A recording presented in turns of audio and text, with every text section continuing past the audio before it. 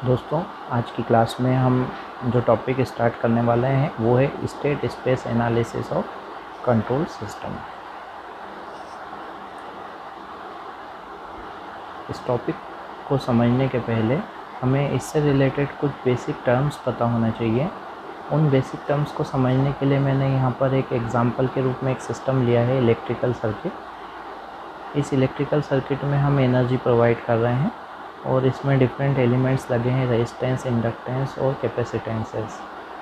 जब हम इसमें एनर्जी प्रोवाइड करते हैं तो यहाँ करंट फ्लो होना स्टार्ट होता है और जिसके कारण इन कैपेसिटर के क्रॉस वोल्टेज डेवलप होता है और टाइम के साथ इस इंडक्टर में भी करंट की वैल्यू चेंज होती चली जाती है। तो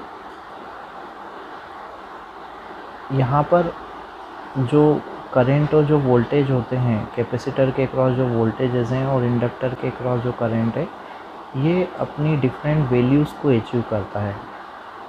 ये जो डिफरेंट वैल्यूज़ हैं, इसे हम सिंपल शब्दों में कह सकते हैं कि ये जो करंट और वोल्टेज होता है ये अपनी डिफरेंट स्टेट्स में होता है, क्योंकि ये टाइम के साथ चेंज हो रहा है। तो यहाँ पर हमें ये शब्द समझ में आ रहा है कि state means nothing but the different values of the variables of a system with respect to time. तो अगर हम कह रहे हैं कि करंट बढ़ना स्टार्ट हुआ है तो हम कह सकते हैं कि current is in initial state. Voltage बढ़ना स्टार्ट हुआ है तो हम कह सकते हैं कि voltage is in initial state. Next हमें स्टेट वेरिएबल्स। अभी जैसा हमने यहाँ डिस्कस किया है कि यहाँ पर जो कैपेसिटर के क्रॉस जो वोल्टेजेस हैं V1, V2 और इंडक्टर में फ्लो होने वाला जो करंट है ये टाइम के साथ चेंज हो रहा है। तो यहाँ पर हम कह सकते हैं कि इस सर्किट में ये वेरिएबल है क्योंकि इनकी वैल्यू टाइम के साथ चेंज हो रही है। और अगर इस सर्किट की बात करें तो ये मिनिमम 3 नंबर ऑफ़ वेरिएबल्स अगर हमें पता हो तो हम इस सिस्टम की फ्यूचर वैल्यूज़ को प्रिडिक्ट कर सकते हैं। तो ये वेरिएबल्स V1, V2 और इंडक्टर में फ़्लो होने वाला करंट, ये 3 वेरिएबल यहाँ पर स्टेट वेरिएबल कहलाएंगे। तो स्टेट वेरिएबल की डेफिनेशन होगी, it refers to the smallest set of variable. Means smallest यानी means minimum number of variable जो सफिशेंट हो किसी भी सिस्टम की डायनामिक स्टेट को डिफाइन करने में। नेक्स्ट टर्म है state vector. State vector is nothing but the collection of state variables. यदि हम स्टेट वेरिएबल्स को एक मैट्रिक्स के फॉर्म में कलेक्ट कर लें तो जो हमें जो अरेंजमेंट मिलता है वो एक वेक्टर के फॉर्म में मिल जाता है, इसलिए इस अरेंजमेंट को हम कहते हैं स्टेट वेक्टर। अगर हमारे पास किसी सर्किट में n स्टेट वेरिएबल्स हैं तो इन n स्टेट वेरिएबल्स के हेल्प से हम एक n डायमेंशनल स्पेस बना सकते हैं जिसमें कि नंबर ऑफ़ एक्सिस n होंगे। तो हमें जो स्पेस मिलेगा n डायमेंशनल स्पेस, उसे कहते हैं स्टेट स्पेस।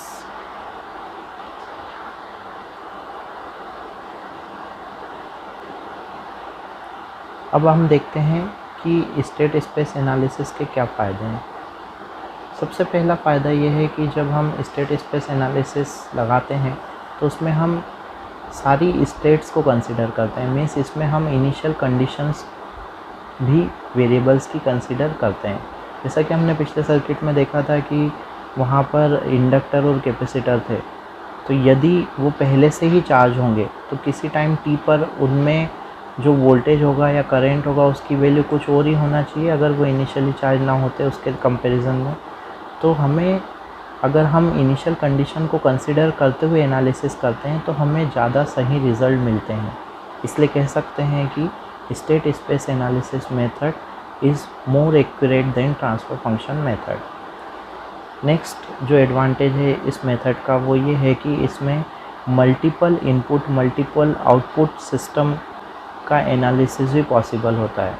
अभी तक जो कन्वेंशनल मेथड जो हमने ट्रांसफ़र फंक्शन मेथड पढ़ी थी उसमें हमने single input single output method देखी थी, single input single output system देखा था, जबकि यहाँ पर हम multiple input multiple output system के साथ भी एक्सेस कर सकते हैं। नेक्स्ट एडवांटेज इस मेथड का कि इसमें अगर हमें सारे स्टेट वेरिएबल्स पता हैं, प्रेजेंट स्टेट पता है, तो हम ये भी पता लगा सकते हैं कि जो सिस्टम है वो कंट्रोलेबल होगा या नहीं, उसकी कोई स्टेट को हम कंट्रोल कर पाएंगे कि नहीं, साथ ही उसकी फ्यूचर स्टेट को हम प्रिडिक्ट कर पाएंगे कि नहीं, ऑब्ज़र्व कर पाएंगे कि नहीं।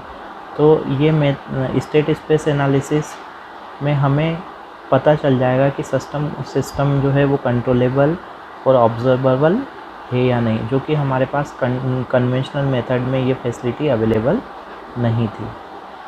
ये मेथड का एक सबसे बड़ा फ़ायदा ये है कि ये डायनामिक सिस्टम के लिए मोस्ट सूटेबल है। अगर हम ऐसे सिस्टम के साथ डील कर रहे हैं जिनमें वेरिएबल्स की वैल्यू टाइम के साथ चेंज हो रही है, तो उस तरह की सिस्टम में के साथ डील करने के लिए state space analysis method most suitable method होती है। नेक्स्ट हम देखते हैं कि किस तरह से स्टेट स्पेस एनालिसिस अप्लाई किया जाता है। तो हम जब भी स्टेट स्पेस एनालिसिस लगाते हैं किसी भी सिस्टम में, तो उसमें हम उससे रिलेटेड स्टेट स्पेस इक्वेशन लिखते हैं। तो वो इक्वेशन किस तरह की होती है, उसका एक स्टैंडर्ड फॉर्मेट क्या होता है, वो हम यहाँ पर डिस्कस करेंगे। इसके लिए हम एक सिस्टम कंसिडर करते हैं जो कि लीनियर और टाइम इन्वेरिएंट सिस्टम है।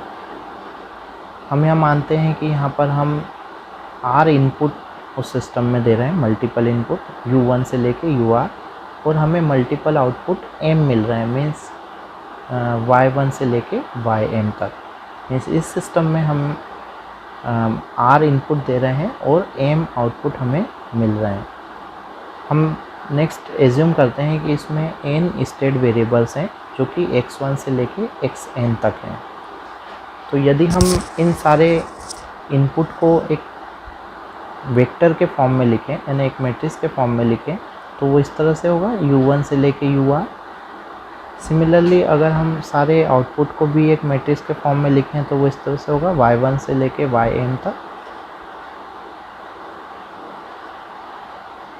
सारे स्टेट वेरिएबल्स को भी एक वेक्टर के फॉर्म में लिखा जाए तो वो ये होगा x1, x2, x3 up to xn। तो यदि हमारे पास ये सारे मैट्रिक्स हैं, state variable matrix, input matrix और आउटपुट मैट्रिक्स, तो हम इस तरह से स्टेट स्पेस इक्वेशन लिख सकते हैं, जिसमें यहाँ पे capital X is equal to AX plus BU होगा और Y equal to CX plus DU होगा। यहाँ पर जो कैपिटल X है ये सारे स्टेट वेरिएबल के डिफरेंशियल का कलेक्शन मैट्रिक्स होता है। A यहाँ पर सिस्टम मैट्रिक्स कहलाता है और ये जो रिलेशन है वो इस तरह से होता है, capital X is equal to AX plus BU। यहाँ पर Y जो है आउटपुट मैट्रिक्स है जिसकी वैल्यू होती है CX प्लस DU। तो अगर हमें किसी भी सिस्टम को स्टेट स्पेस में रिप्रेजेंट करना है तो हमें उस सिस्टम के लिए ये दो इक्वेशन लिखना ज़रूरी। नेक्स्ट हम देखते हैं कि किस तरह से स्टेट स्पेस मॉडल ऑब्टेन किया जाता है यदि हमारे पास कोई भी सिस्टम का ट्रांसफ़र फंक्शन अवेलेबल हो। तो एक टर्म आता है decomposition. Decomposition is nothing but to obtain the state space model from the given transfer function model. क्योंकि कन्वेंशनली अभी तक हम जो कंट्रोल सिस्टम पढ़ पा रहे थे उसमें हम ट्रांसफ़र फंक्शन मॉडल को लेकर ही चल रहे थे, तो हमारे पास जनरली किसी भी सिस्टम का ट्रांसफ़र फंक्शन मॉडल अवेलेबल होता है। तो उस ट्रांसफ़र फंक्शन मॉडल को किस तरह से स्टेट स्पेस मॉडल में बदला जाता है, वो प्रोसेस डीकम्पोजिशन कहलाती है। डीकम्पोजिशन मेथड 3 तरह की होती हैं। पहला है डायरेक्ट डीकम्पोजिशन, दूसरा है कास्केड और सीरीज़ डीकम्पोजिशन और तीसरा है पैरेलल डीकम्पोजिशन मेथड। तो हम वन बाय वन इन सारी मेथड्स को देखेंगे।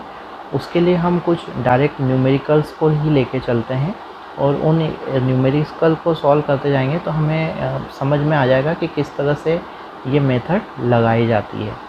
तो सबसे पहले हम देखेंगे डायरेक्ट डीकम्पोजिशन मेथड के कुछ न्यूमेरिकल्स। तो सबसे पहला एग्जांपल हम देखते हैं डायरेक्ट डीकम्पोजिशन मेथड का। इसमें हमें एक सिस्टम दिया गया है। इस सिस्टम को एक डिफरेंशियल इक्वेशन के फॉर्म में हमें बताया गया है। ये एक थर्ड ऑर्डर डिफरेंशियल इक्वेशन है और इसमें बोला गया है कि यहाँ पर जो CT है, ये CT आउटपुट है और RT इनपुट है, और पूछा गया है कि इसका स्टेट स्पेस मॉडल क्या होगा। तो जब भी इस तरह का क्वेश्चन दिया जाएगा तो यहाँ पर जो भी वेरिएबल दिया गया होगा, जैसे यहाँ पर वेरिएबल दिया गया है CT, तो हम इस CT को x1 एज्यूम करेंगे और फिर इसका फर्स्ट डिफरेंशिएशन को x2 एज्यूम करेंगे और इसके सेकेंड ऑर्डर डिफरेंशिएशन को हम सेकेंड डेरिवेटिव को हम x3 एज्यूम करेंगे। यहाँ पर हमें वहाँ तक जाना है जहाँ तक कि इस इक्वेशन का ऑर्डर हो। जैसे यहाँ पर ये थर्ड ऑर्डर डिफरेंशियल इक्वेशन है, तो हम यहाँ पर 3 वेरिएबल को इस तरह से लिखेंगे। इसके बाद हम यहाँ पर इन वेरिएबल्स को डॉट के रूप में डिस्क्राइब करेंगे, क्योंकि हमें पता है कि जो x2 है वो CT का डिफरेंशिएशन है, तो हम यहाँ पर कह सकते हैं कि x2 x1 का भी डिफरेंशिएशन होगा। तो यहाँ पर लिखा गया है x2 is differentiation of x1। Similarly x3 जो है वो हमें कब मिल रहा है, जब हम इस फर्स्ट डिफरेंशिएशन ऑफ CT को एक बार और डिफरेंशिएट करें, मीन्स हम इस x2 को डिफरेंशिएट करें। तो हम यहाँ लिख सकते हैं x2 dot is equal to x3, यानी हमें x3 तब मिल रहा है जब हम इस x2 का डिफरेंशिएशन कर रहे हैं। तो x2 का डिफरेंशिएशन, ये डॉट यहाँ पर डिफरेंशिएशन को रिप्रेजेंट कर रहा है। यहाँ पर मैंने लिखा है x1 डॉट, तो इसका मतलब ये है कि ये x1 का डिफरेंशिएशन है। तो x1 का डिफरेंशिएशन फर्स्ट डिफरेंशिएशन x2 के बराबर होगा, x2 का डिफरेंशिएशन x3 के बराबर होगा। अब यहाँ पर हमें अगर हम x3 डॉट यानी x3 का डिफरेंशिएशन अगर निकालना चाहते हैं, तो x3 यहाँ पर क्या है, second order differentiation of C2, तो x3 डॉट क्या होगा, third order differentiation of CT, जो कि इस क्वेश्चन में, इस इक्वेशन में यहाँ दिया गया है। तो इस x3 डॉट की वैल्यू हम इस इक्वेशन से निकालेंगे। वो कैसे मिलेगी, हम इस वेरिएबल को यहीं रहने देंगे, इस टर्म को यहीं रहने देंगे और बाकी सारे टर्म्स को इस तरफ ले जाएंगे RHS साइड। तो हमें क्या मिलेगा, 5RT minus 5 second order differentiation of CT with respect to time minus 8 first order differentiation of CT with respect to time minus 12 CT। तो अगर हमें जो इक्वेशन मिलेगी वो हमें CT के रूप में मिलेगी, तो हम आसानी से उसे x1, x2 और x3 के रूप में लिख सकते हैं। तो यहाँ पर CT first order differentiation of CT और second order differentiation of CT को x1, x2 और x3 से रिप्लेस कर देंगे, तो हमें ये x3 डॉट की ये इक्वेशन मिल जाएगी। और हमें पता है कि हम यहाँ पर CT को आउटपुट के रूप में ले रहे हैं। ये क्वेश्चन में दिया गया है कि CT आउटपुट है, तो CT is equal to x1 है, तो एक आउटपुट की इक्वेशन हमें बाय डिफ़ॉल्ट यहाँ से मिल ही रही है कि CT is equal to x1।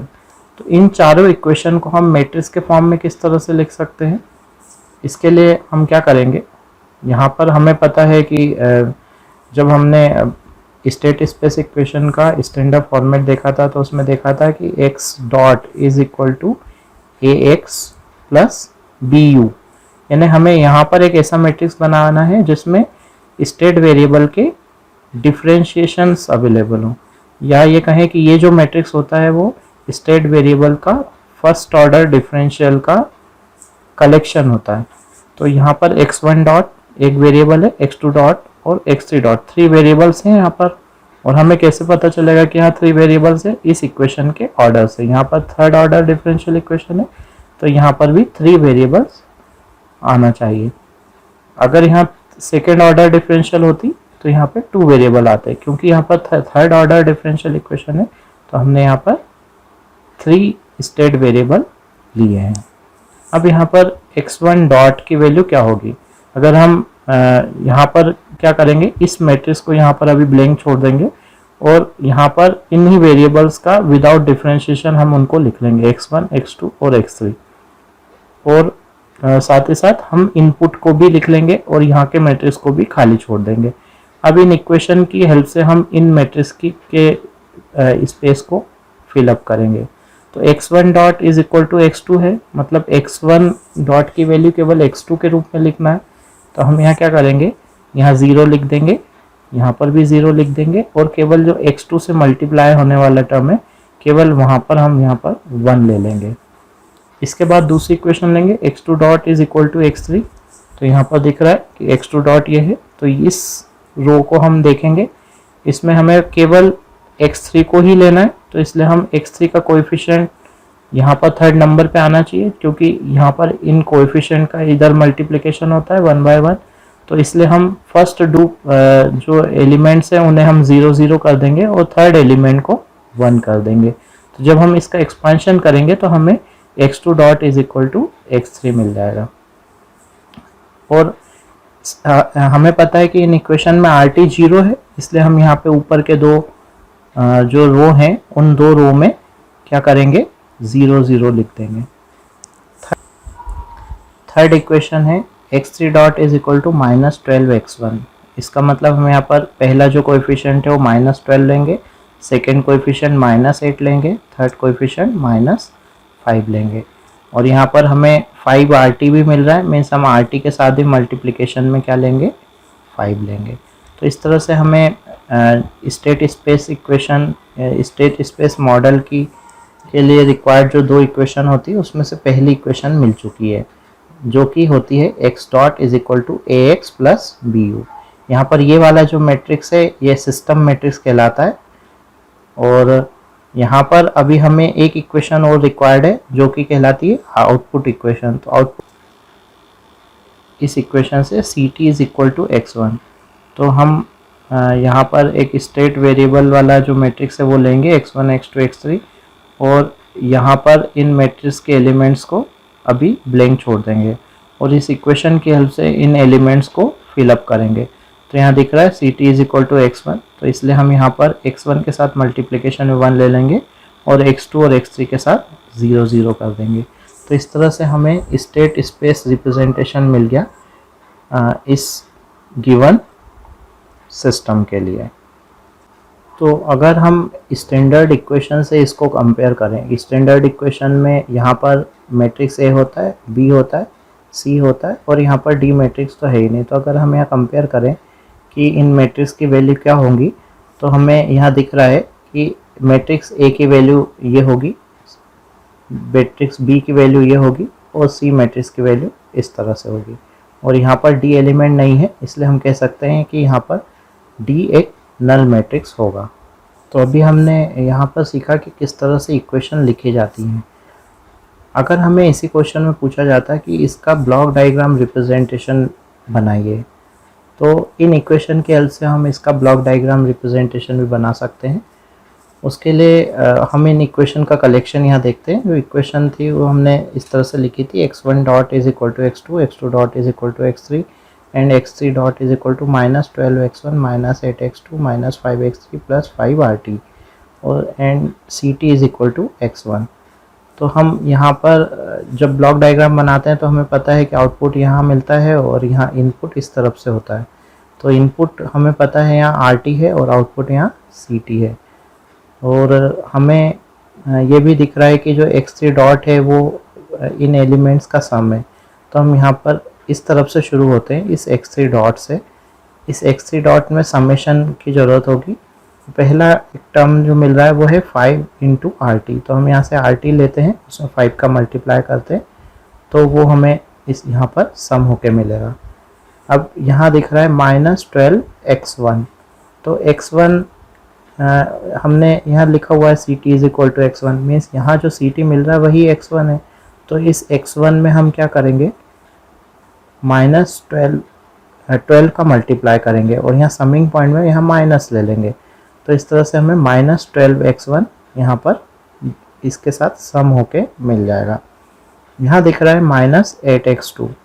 तो अगर हमें यहाँ पर x1 मिल रहा था तो अगर यहाँ पे हम इंटीग्रेटर लगा दें तो हम यहाँ पर लिख सकते हैं x1 डॉट, क्योंकि x1 डॉट का इंटीग्रेशन अगर होता है तो x1 मिलता है, और हमें पता है x1 dot is equal to x2 होता है। तो x2 में क्या मल्टीप्लाई करना है, 8 का, जो यहाँ पर इस तरह से इसके साथ समिंग पॉइंट के साथ मिलके हमें x3 डॉट के रूप में मिलेगा। फिर यहाँ पर क्या है, -5x3।